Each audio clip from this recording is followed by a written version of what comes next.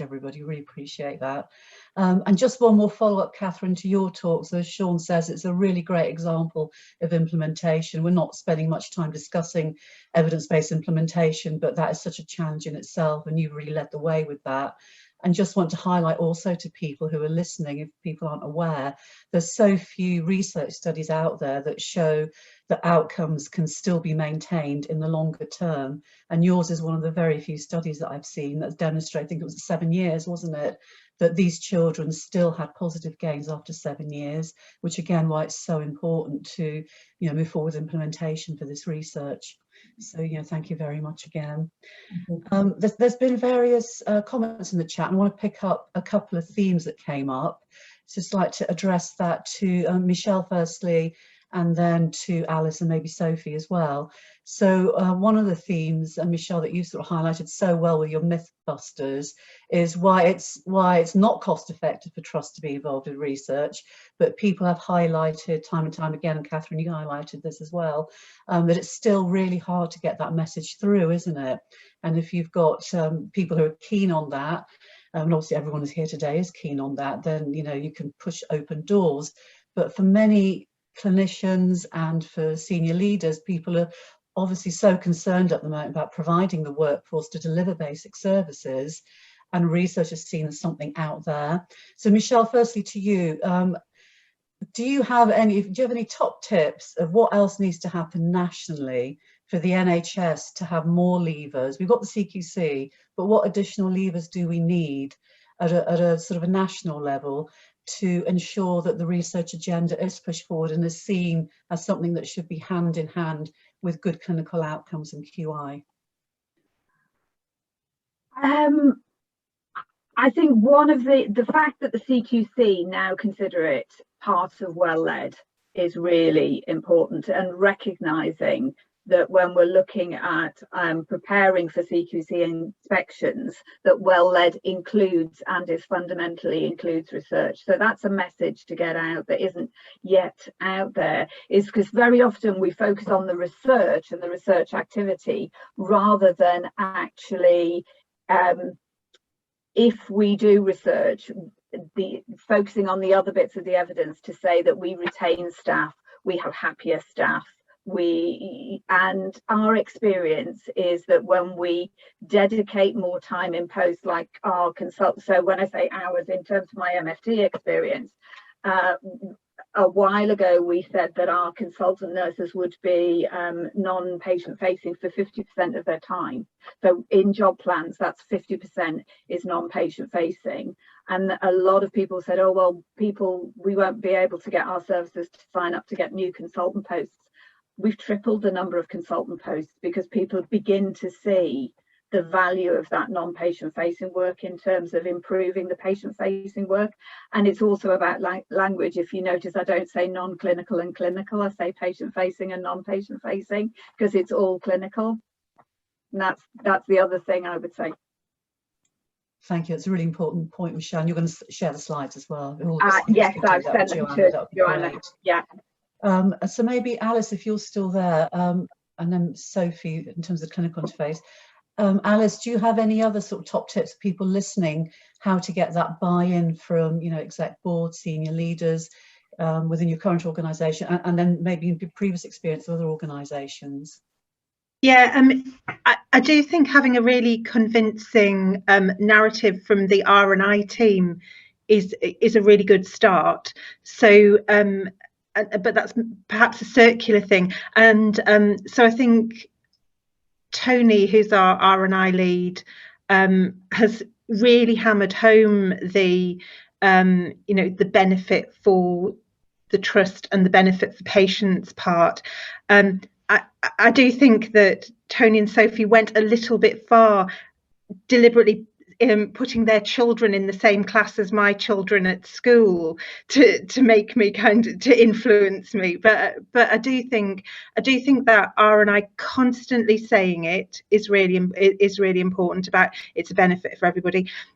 I actually think there's a convincing narrative when you talk about the PPI part of it as well, because I think when from a trust point of view, you know, we're obviously it's hugely important to us to have service users in the core of everything that we do. But actually, I think R&I in our trust do it better than many other bits of the trust do.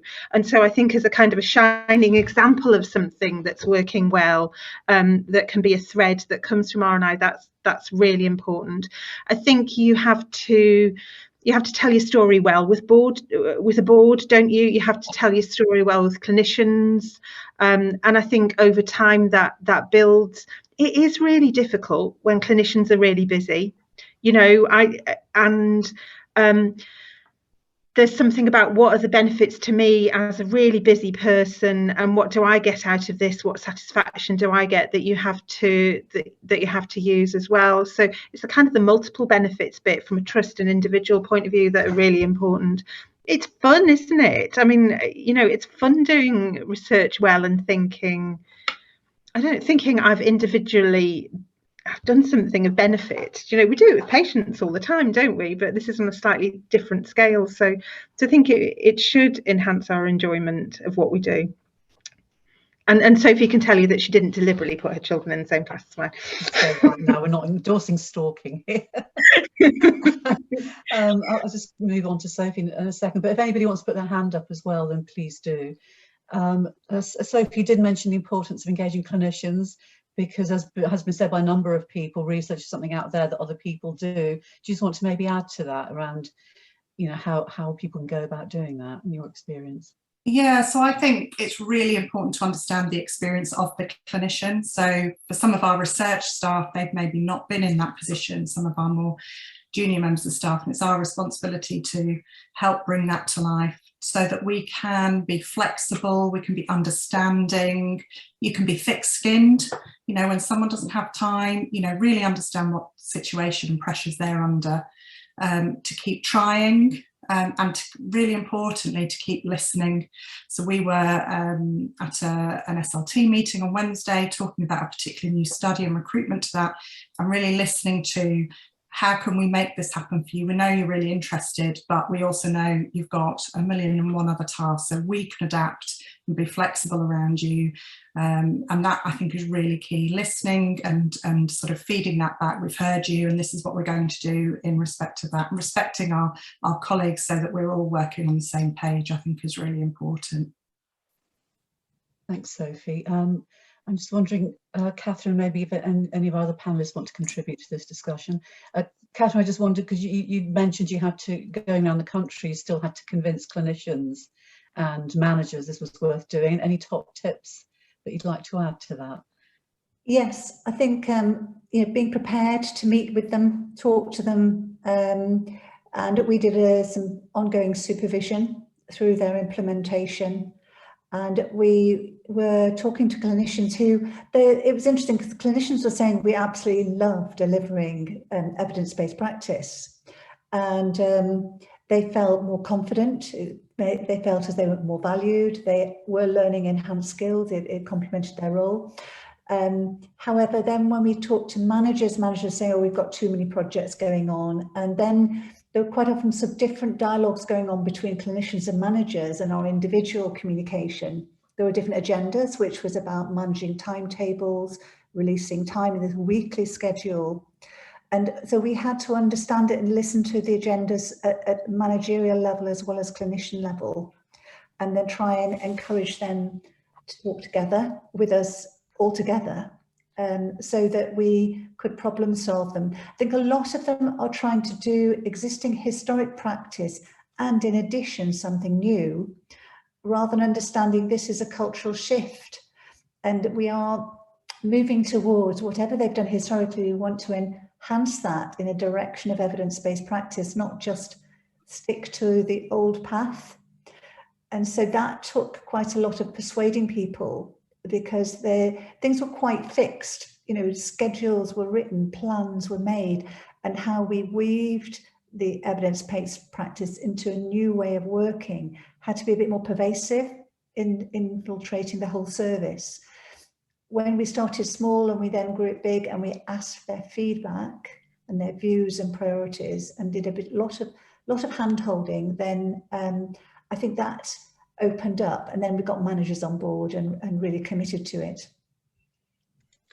Thanks very much, Catherine. Actually, of interest, when I was developing a recent depression intervention, we found that it was the newcomers to CAMS, so the new Band 4 assistant psychologists were really, really keen to get the training and deliver, but people who've been in the service for some time had fixed ideas. However, once you explain the intervention, once they understood what it was, they're incredibly enthusiastic, but it's getting over that barrier, over those fixed ideas that was so important. We've just got just a minute or two remaining. I'm just wondering, Penny and Sarah, do you want to come in on the discussion with any comments that you'd like to make in terms of engagement, either with clinicians or with trusts? Sarah? Thanks, Penny. Yeah, I mean, I was, just as everyone was talking, actually, I know that the National Institute of Health Research, Clinical Research Network nationally have just broadened out their Associate Principal Investigator scheme, which again is going to be something that we publicise and hopefully work together, because that's a really fantastic opportunity for people to go at their own pace and be signed off on certain activities, and then they kind of they're recognised for their development, and it allows people, they can do that as they're doing other things. They don't have to kind of do this big leap into research or not research. It's really about trying to bridge the gap between people who maybe are in aren't completely research naive and are thinking about how to get involved and doing small parts of the process in their current role, and as a bit of a dip your toe in, but where you actually get something solid at the end of that, and then subsequent to that, if people do then want to become principal investigators on multi-centre studies, Professor Catherine Abel runs a scheme locally where people can come and wonder what that's about, and equally for people who then want to become chief investigators. So there are things, but I would agree with Michelle. I think it's like an all or nothing. You either are aware of so much that's going on and have no idea which one you're supposed to apply for, or is going to be most relevant, or you're not sure. You seem to feel as though you fall through the cracks a little bit, and it's like, well, I sort of need a bit of that one and a bit of that one and a bit of the other one. So and this is, I think Greater Manchester here are really ahead with all of the different organisations today that are coming across and recognising this as an issue.